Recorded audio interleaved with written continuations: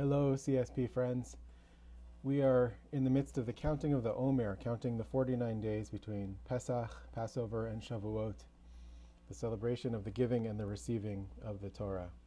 And many of our sages teach that Passover, especially the first night of Passover at the Seder, which I hope you all celebrated in good health with loved ones, whether in person or on Zoom, that night is very special, and it's a night, according to the Kabbalah and the Hasidic masters, in which great light, powerful light of consciousness comes into the world.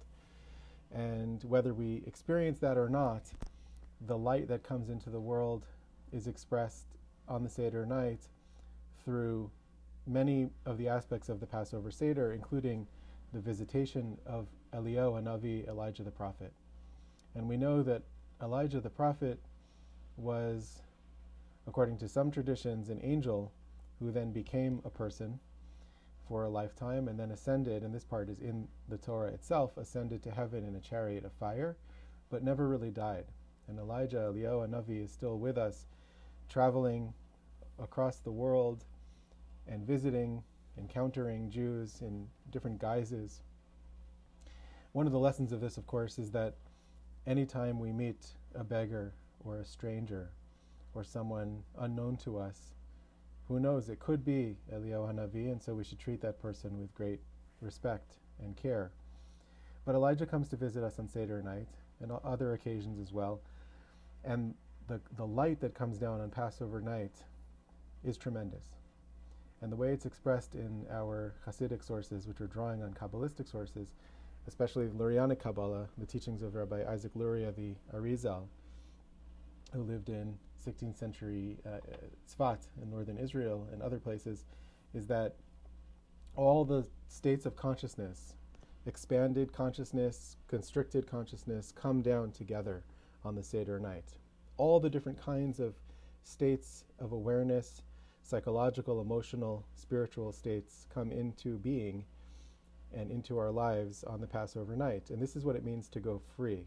We have sudden access to infinite potential. Sudden access to infinite potential without much preparation.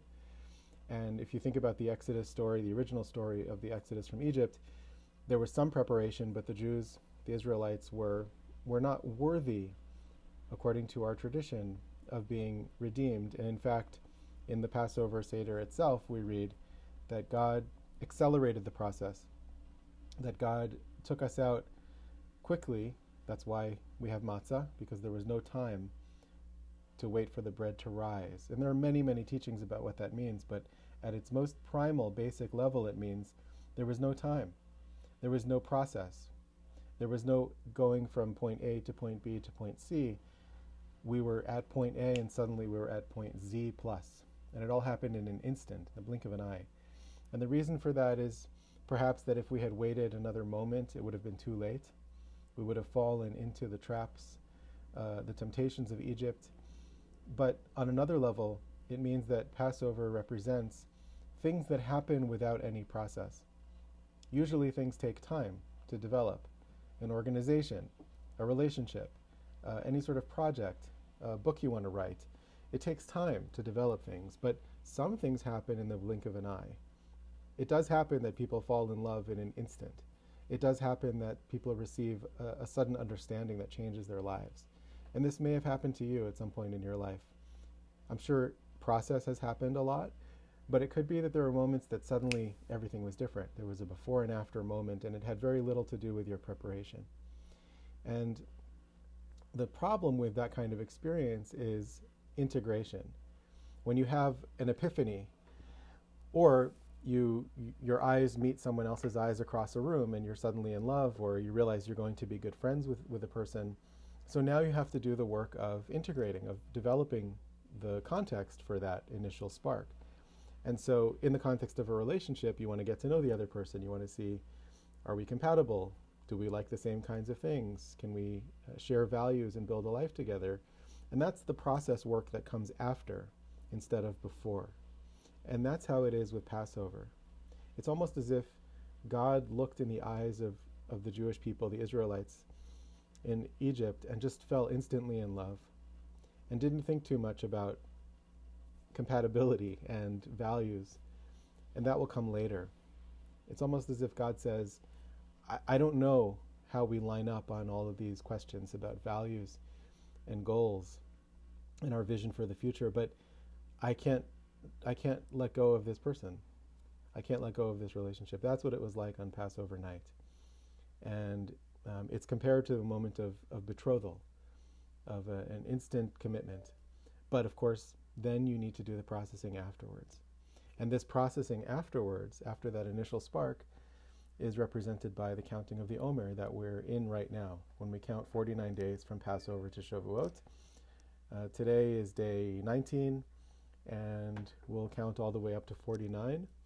And through that process of counting, and each day's counting focuses on a different character trait. So we develop ourselves, we develop those vessels to hold the great light that we received. Or in the context of the relationship metaphor, we develop the conversations that we need to have about shared values and compatibility, and we hope that we'll be able to build a vessel in the relationship to hold that initial spark of recognition or identification or acknowledgement or bearing witness to another person. And this is what we go through with God. So the initial moment of Passover of falling in love, the slow and steady work of counting and looking on each day at a different aspect of our lives, at a different characteristic of our lives. We begin with kindness because we always begin with kindness. You know that in Jewish law, in Jewish tradition, whenever there's an action to perform, we perform it with our right hand because the right hand represents kindness. In traditional Jewish embodied cosmology and Kabbalah and mysticism, the right hand is the hand of chesed, of kindness, of generosity. And so when you have to give charity, for example, there's an old custom to give it with your right hand. There's another Hasidic custom to give it with both of your hands together. Rabbi Nachman teaches this. When you give tzedakah, when you give charity, you should give with both hands because you're actually then enlisting your powers of kindness, but also the counterpoint, the left hand, which is the power of discipline and constriction and careful decision-making, strategy.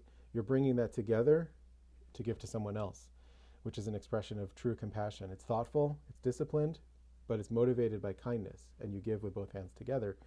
But in other cases, we begin with the right hand only.